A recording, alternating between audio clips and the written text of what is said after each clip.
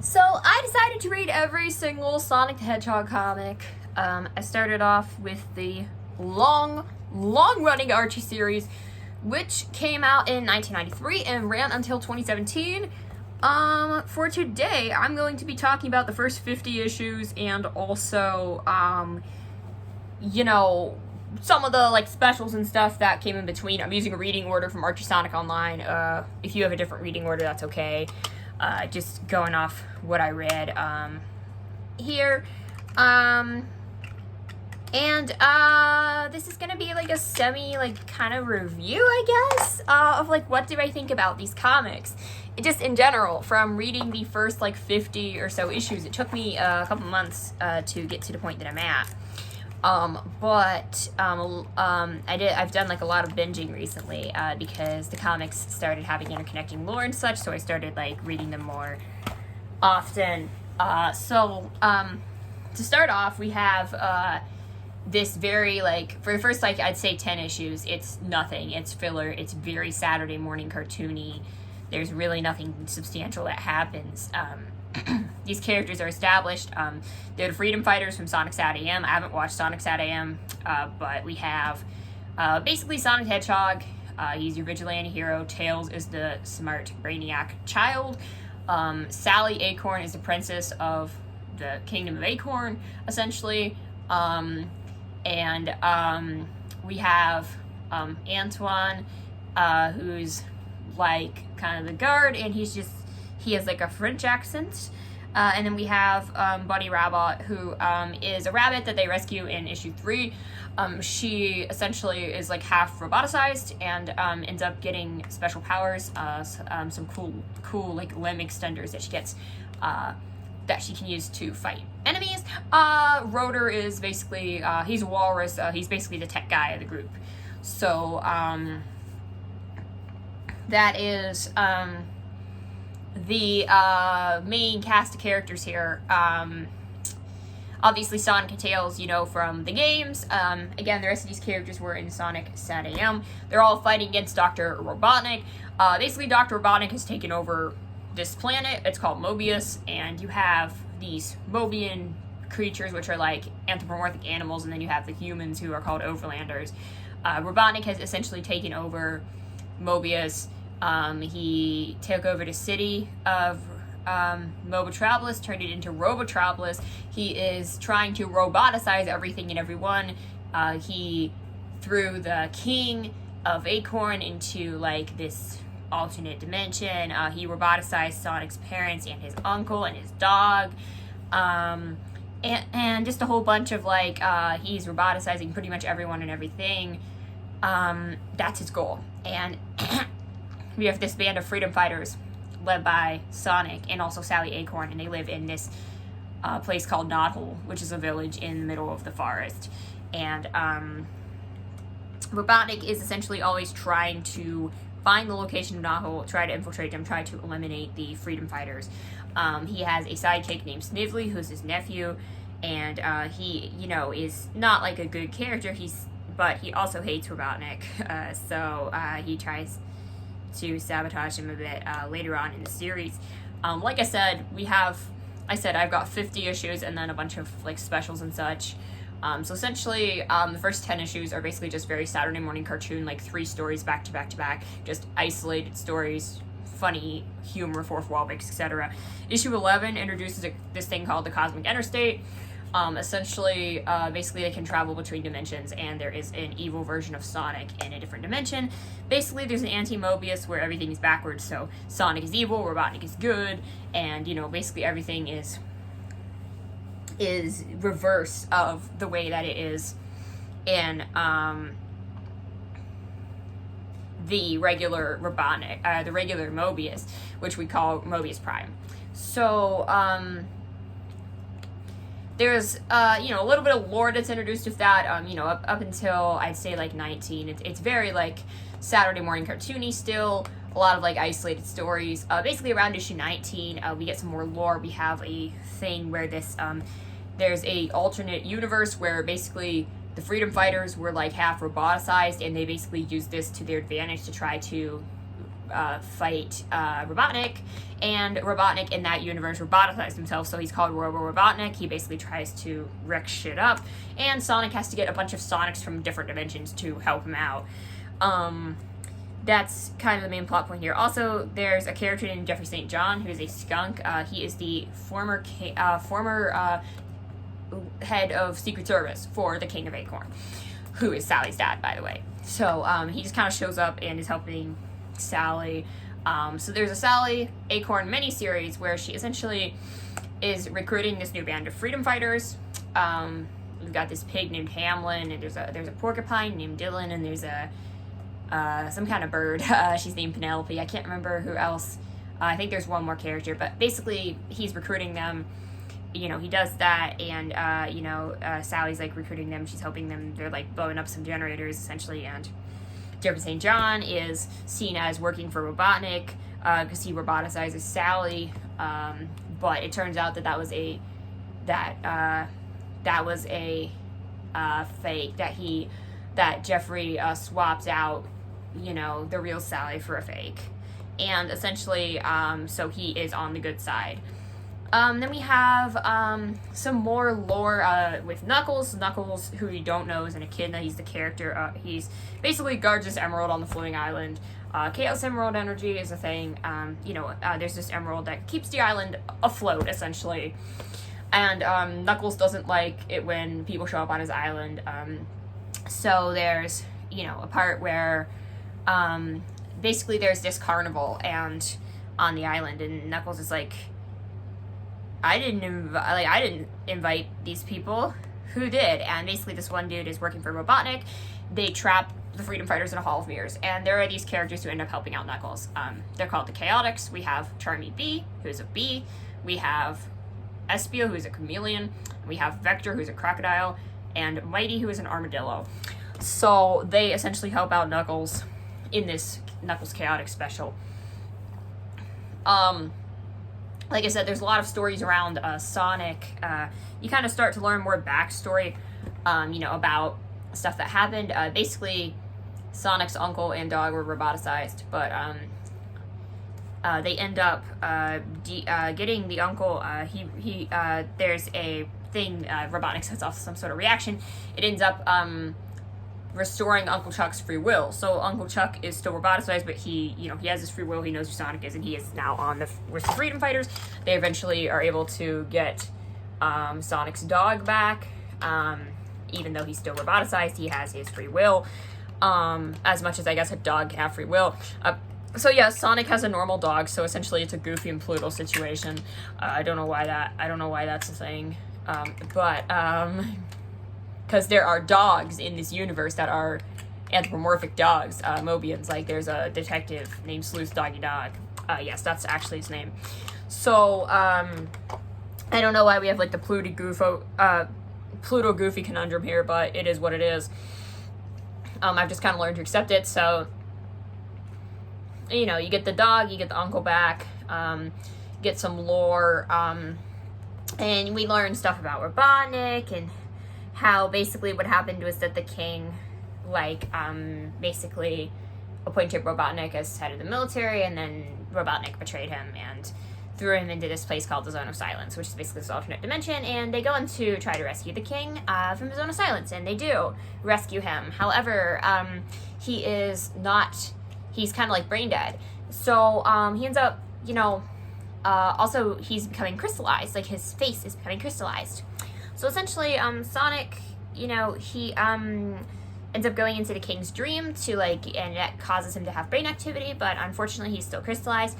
So they're looking to find the sword of Acorn in order to lead them to the crown of Acorn in order to help bring the king back from his crystallized state. Essentially, Knuckles goes to find the sword. He goes through a D&D campaign. He finds it, except back on the floating island, there's this motherfucker named Mammoth Mogul, who's this mammoth who is immortal, basically, because the Chaos Emerald, one of the first Chaos Emeralds, made him immortal.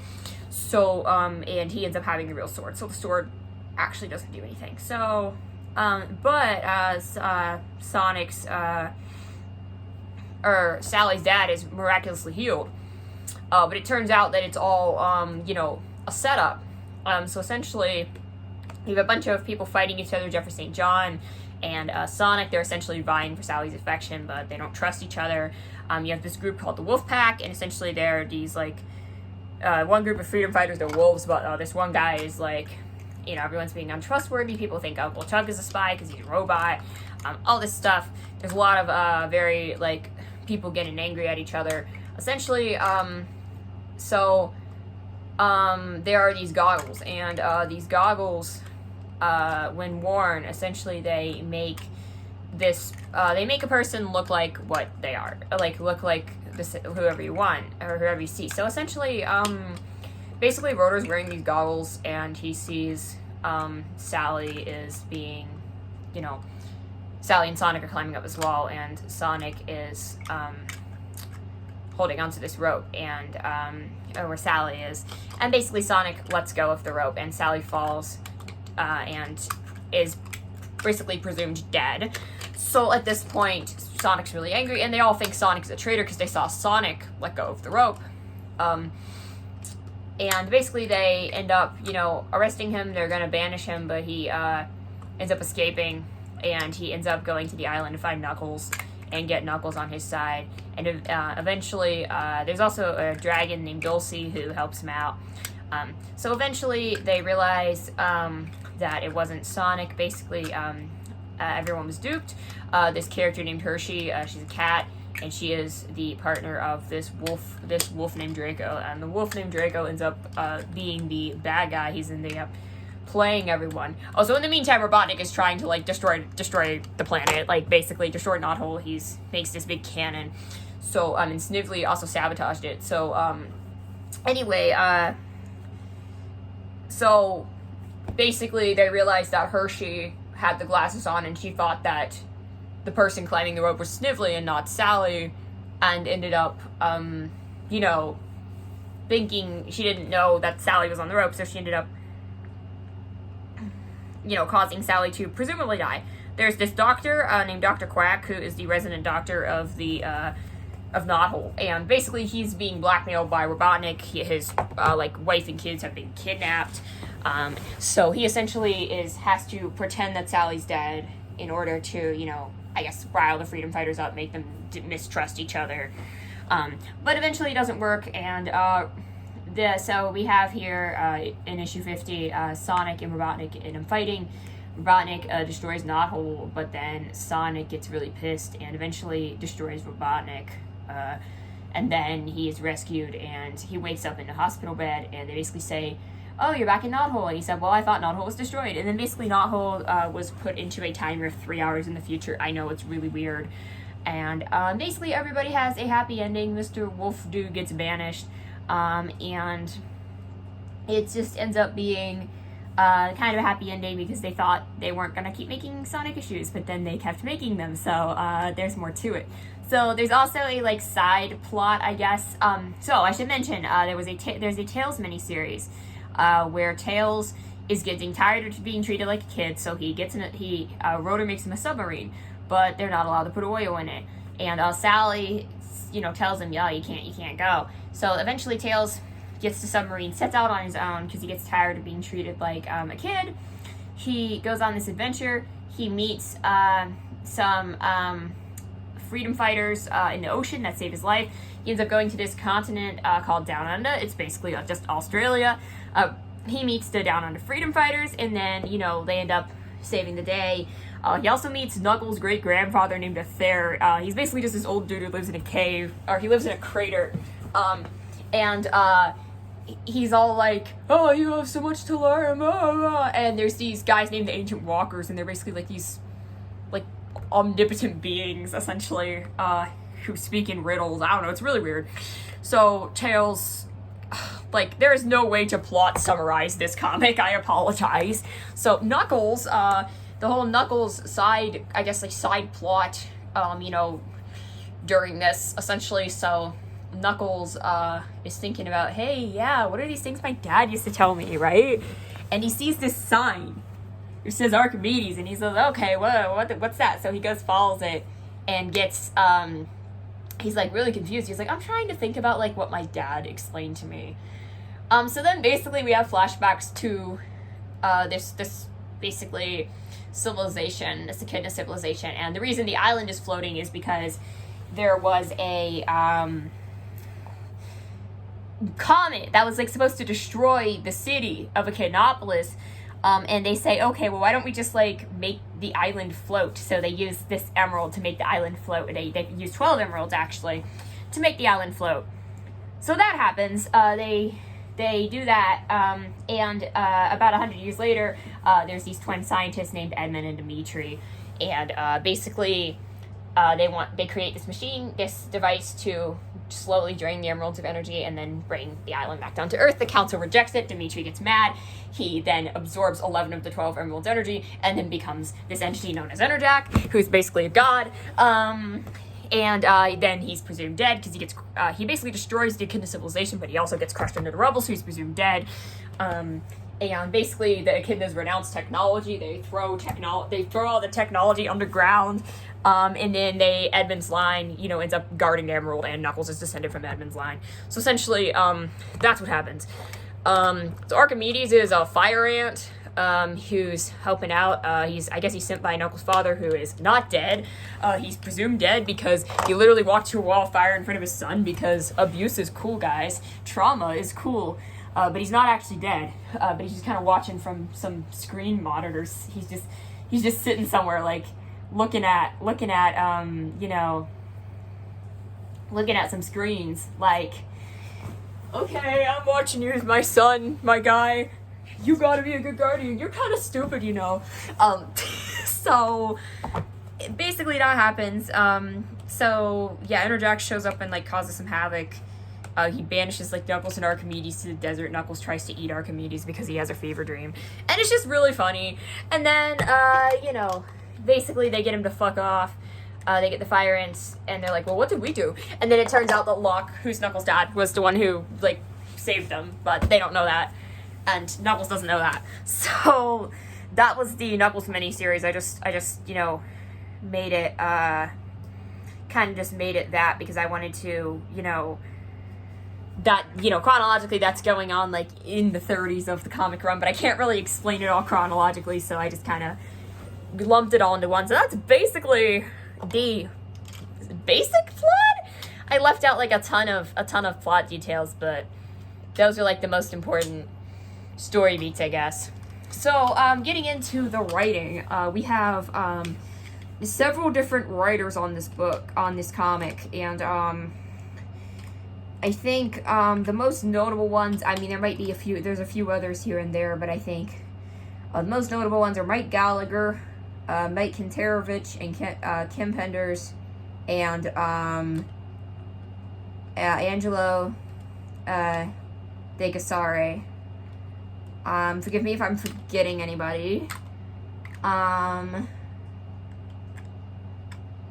Not actually sure. I mean, like I said, there's a few smaller writers. There's Kent Taylor. Kent Taylor. We'll get to that a little bit. So he only started like in the 40s.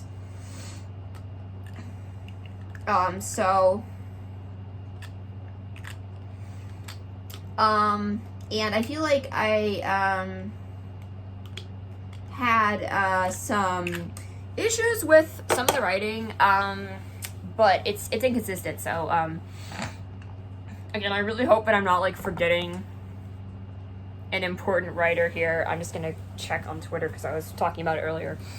But Mike Gallagher is the original writer for the comic, and he did a lot of like fourth wall breaks, a lot of Saturday morning cartoon humor kind of thing.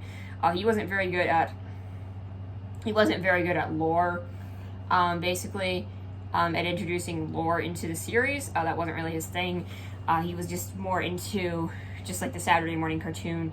I find a lot of his jokes don't always land. They are very hit or miss in my opinion.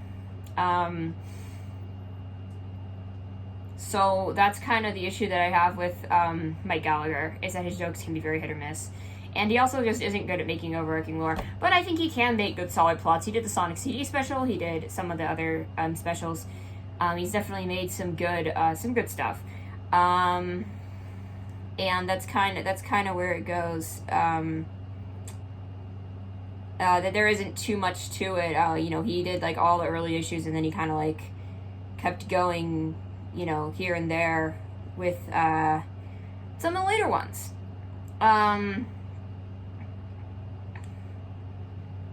And I did find just the writing in general to be very hit or miss. As I said, we have all that stuff, and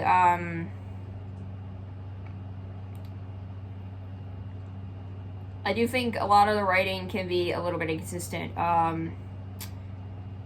Digasare, probably my favorite writer, because he started off with like very Saturday morning humor, but he ended up kind of being able to work around the lore that was being created. It actually makes some pretty good stories. I also think his jokes are funny. They actually land.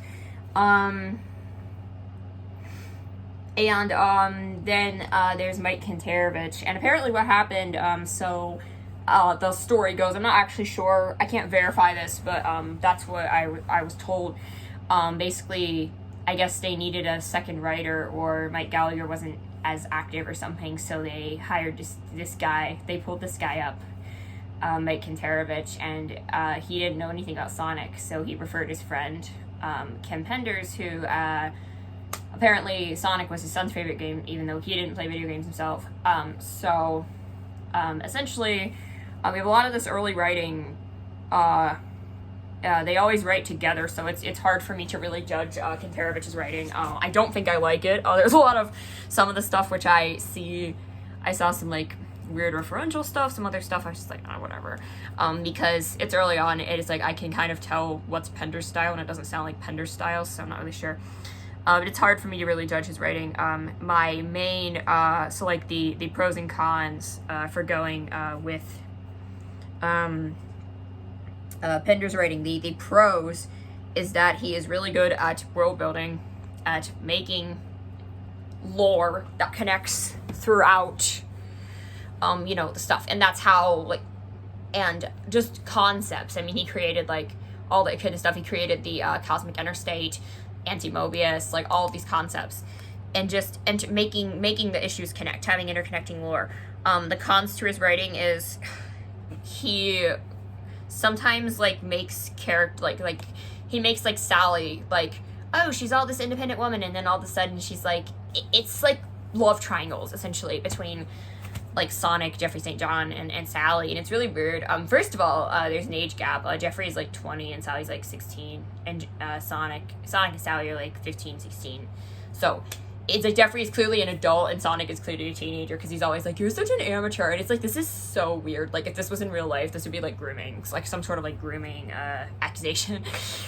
So outside of the age gap, it's also just weird because it's a Sonic comic. It's so much melodrama, and I mean, this is something I'm a really big fan. I'm a big Hunger Games fan, but one of the things I did not like, I think the most boring part of the Hunger Games is the love triangle. It's every time. It's I'm not a fan of that. The other thing I don't like about Pender's writing is he has a tendency to lore dump. In other words, the show don't tell. Show don't tell. Show don't tell. So Kent Taylor. If you don't know who Kent Taylor is, it's a pen name for Scott Fulop, who was actually the editor at one point, but he ended up starting to write for the comic, and he wrote with Penders a lot. He does have a similar writing style to him, and apparently he also tried to sue for royalties after Penders did, which is interesting. That's years down the line and not relevant to the actual quality of the work. Like I said, so overall, I feel most of the writers I had a gripe or something that I wasn't really keen on, and it was extremely hit or miss. Even a lot of the consistent writers, probably the two most prevalent writers, being Mike Gallagher and Ken Penders, and both of them are very hit or miss for me. I said I like Angelo Digasare. And honestly, the plots are good, but there's a lot of weird tonal shifts, fourth wall breaks. Some of the plots are inessential, some of them are pointless. There's some really weird cartoon logic, which is some of that's to be expected. But overall, I definitely ended up enjoying it. After, I think, around, issue 28, 27, and then into the 30s, 40s. That was when I really started enjoying it because it had more interconnecting lore. Before that, it was just kind of a lot of like Saturday morning cartoon stuff. So I ended up, enjoying that. As for the actual art, because it is a comic, that's kind of important. I think that's actually an important thing to talk about because it's art. So honestly, again, I feel like this is extremely mixed bag. So I guess the main two artists from the early era are Dave Manock and Art Mawhinney. So generally speaking, I mean, Dave Manock did a lot of the early art. He's in the very like Saturday morning cartoon era kind of style. And I'm not like the biggest fan of his art. Again, I focused on a lot of the penciling just because I don't want to like get into the all the inks and coloring and all that other stuff, but the penciling, in terms of Dave Manock, like, it's not so much, I don't have, like, a problem with it, it's just not really a style that I prefer. I think Art Mawhinney is probably one of the best artists of this style. I generally think he's just really solid and consistent. There's a guy named Brian Thomas, I can't say I'm really a fan of his. Like I said, there's a few other artists throughout. We have a guy, what was his name? There was a guy, I can't even remember. I'm blanking. There were like a couple other like artists who like did like a couple small issues or like minor things or ended up getting more prevalent later. But like a lot of the main ones I said, Dave Manock, Art Mawhinney, and then another couple artists who were big. We have Patrick Spaziante, and he does a lot of the covers. He also did penciling on some of the issues, and his art is really good most of the time. So, very dynamic, and, there's, a guy named Harvey, I'm not gonna try to pronounce his last name, but, he essentially did a lot of the inking and stuff, and he did some other art. He's pretty good, Kim Penders, in addition to writing, he did his own art for some of the Knuckles side stories. So essentially, they were doing this like continued Knuckles story throughout a few of the Sonic issues, but he was doing like as a like backup story basically. And a lot of like, I feel like kind of anatomy problems or things just looking stiff. And it's the opposite of dynamic. I don't know the word for that, if there's a word for that, but like it's in that situation. Then we have Manny Galan, who essentially, he draws every character with their mouth open. Like, I don't know why. Just every single panel. But for the most part, he's fine. So, again, I felt like the art was very hit or miss. I thought most of it was passable. There wasn't really any art that I was like, oh my god, cringe! Like, I mean, there were a couple panels where it's like, okay, whatever, but, up to this point, I didn't really think there was any, like, bad art, per se. Yeah, so in terms of characters, I mean, again, I don't like, Sally is very inconsistent, because sometimes she's written as a, like, badass female, I don't need no man, and sometimes she's written as this, like, boring female, like, trope character. I don't really know how to explain it. Sonic, I think, is pretty well characterized for the most part. Tails, I mean, I don't know what Tails was like in SatAM. I don't know what they're pulling off of here, but I'm not the biggest fan of. But I really like Bunny Rabbit. I really like Bunny. I like Rotor. He's a good character as well. I love Robotnik's characterization in this. I think it's genuinely really cool. That he's like so fucking evil. I love that. And I also really like Knuckles' characterization because he's just very territorial. He's like, get off my fucking island, bitch. But he's also, you see him as being insecure. He's not entirely sure of himself, I guess. And he has a lot of questions about like things that his dad told him, or different things happened, and he's kind of on this like self-discovery journey at the same time, which I thought was really neat. So I definitely enjoyed these comics. I would say, I guess Bunny Rabbit gets introduced in number 3. Like, if you haven't seen SatAM, which I haven't, I'd probably just say start reading it at like number 11 because that's when the cosmic interstate and Anti-Mobius is introduced. That's kind of like a concept that's a recurring, like, important concept. And then, you know, up until like 19, you can like kind of skim a fair bit. But then after that, it's definitely a good read. So I do recommend it if you are a Sonic fan. You know, especially if you like the classic stuff, if you like the 90s stuff. I mean, if you're a more modern Sonic fan, you know, there's not going to be as much in here because, you know, the more modern characters weren't introduced yet because they didn't exist. But, you know, if you like Knuckles, if you like the Chaotix, if you like, you know, Freedom Fighters, Sally Acorn, if you like the cartoons, if you like the classic stuff, and I definitely enjoyed my time with these comics. There were a lot of, like, again, things that were weirder, like a bit of a, like, inconsistent, but I thought it was pretty good for the most part. So definitely